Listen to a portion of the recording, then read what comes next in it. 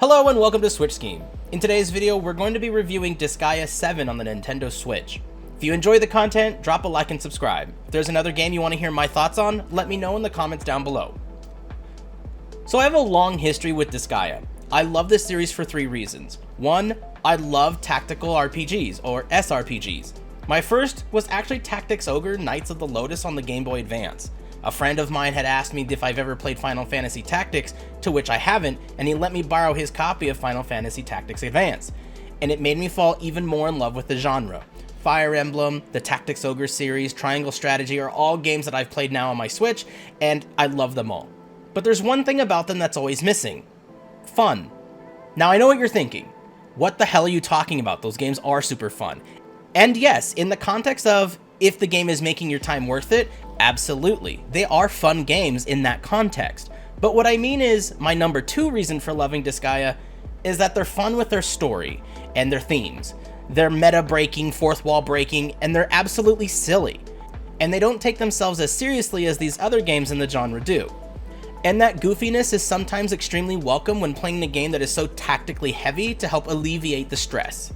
My number 3 reason is actually the art style. I love anime, I love chibis, and I love the art of Disgaea. It's cute, funny, sexy, strange, edgelord, it's everything, and I love it all. So now let's discuss specifically Disgaea 7, looking at the graphics, gameplay, story, music, sounds, and value. On the graphics side, if you've ever played a Disgaea game before, you know exactly what to expect. Bright, colorful effects with lots of waifus and husbandos and monsters to meet throughout the story. One major thing that may actually be a negative for some, especially hardcore Disgaea fans, is that Disgaea 7 retains the 3D art style of number 6. And I know that some fans really hated that transition, and you will not like it here as it's pretty much the same. However, I will say that it's implemented very well and doesn't distract me personally, so I don't hold it as a negative.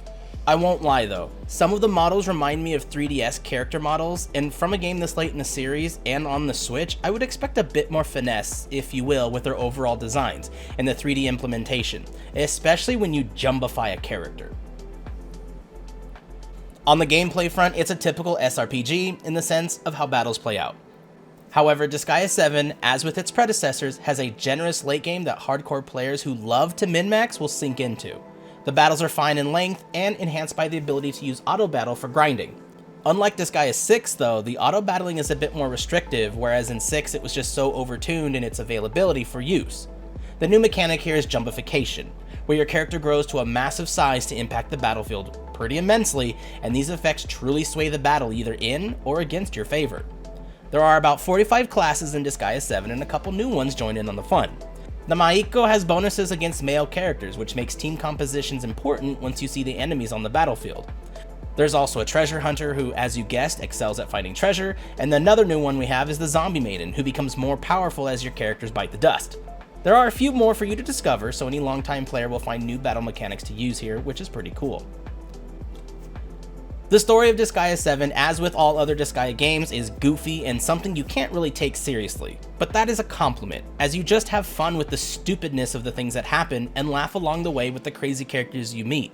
The story takes place in a world called Hinamoto, which is attached to many netherworlds such as the Haunt Springs, which is full of ghosts, Shikroku, full of waterfronts, and Sardemon, which is inside a gargantuan space sardine. The story follows a girl who absolutely loves and is obsessed with the concept of Bushido, a modern day otaku if you will, and a guy who absolutely can't stand it and finds it all extremely annoying. Naturally, they have to team up and save the day. The story is a good time and it has some pretty funny moments. It's nothing new when it comes to the crazy antics of Disgaea as a series, but it fits right alongside them. The music is top-notch, lots of variation between fast rock and slow melodic tunes, and there's a pretty big inspiration towards Japanese instruments that fit along with the story and setting.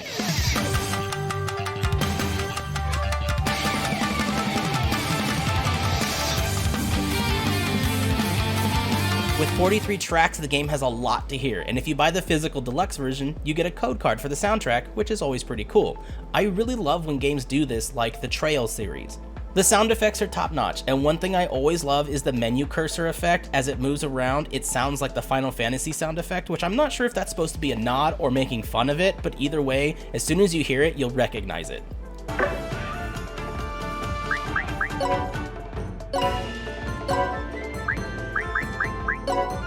Now the voice acting is where I start to lean away from all this high praise.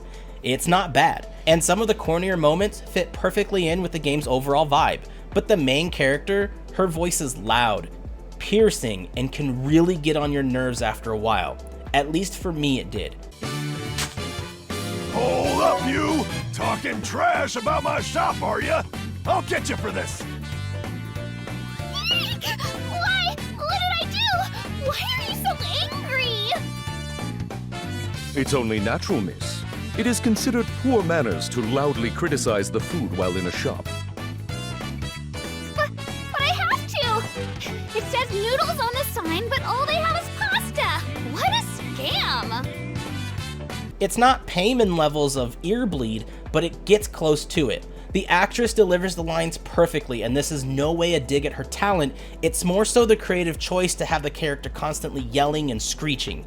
It's a personal thing for sure, but it's a review based on my experience, and I won't lie, I usually either muted her or skipped her dialogue as quickly as I could read the chat bubble. The other character, Fuji, sounds pretty standard for a male character who's trying to be macho, although there were a few line reads of his that were questionable, but again, I'm not sure if that's supposed to be funny for the sake of the story, considering they do break the fourth wall and do other meta jokes here and there. It might have been on purpose.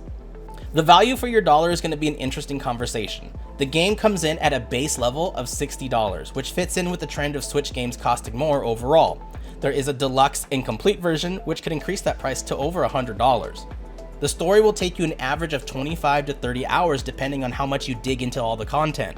If you really want to take the game to its fullest, the developers claim that it can be over 400 hours. The issue here though is that it really involves the extensive endgame min-maxing scene, and you may or may not be interested in that. It will give you a constant stream of content to work through and build towards, which is awesome, but if you're only here for the main story, $60 price tag may or may not be worth it for you. If you love Disgaea, laugh at all the games, and can't wait for more, it's an obvious buy. Honestly, even if you're just a casual fan of tactical RPGs, I would say it's worth it. But if you're hesitant or just thinking the price tag is a bit too much for you, definitely wait for it to go on sale and grab it. Overall, Disgaea 7 fits on the shelf right alongside its other Switch releases, 1, 4, 5, 6, and now 7. Hopefully one day we'll get 2 and 3 to round out the series completely. My complaints are few: the voice acting choices, reliance on the min-maxing for late gameplay, and something I didn't mention before, the formula. For me, personally, it's getting a tad stale. I had a great time with the game, but if I play Disgaea 1 or 7, you'll get roughly the same experience: a meta, fourth wall breaking, goofy story with in-depth tactical gameplay.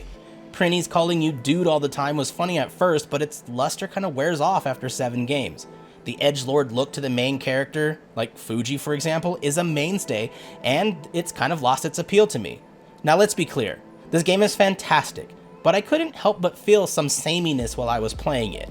To wrap up though, the story is fun and it got a few laughs out of me, and the myriad of classes on display here all offer unique gameplay choices for your party's combat capabilities. The endgame has a plethora of content to dig into and will keep you busy for many hours if you're dedicated to it. And if you have the interest, time, and find the game's humor funny, I would definitely recommend that you go out and buy Disgaea 7.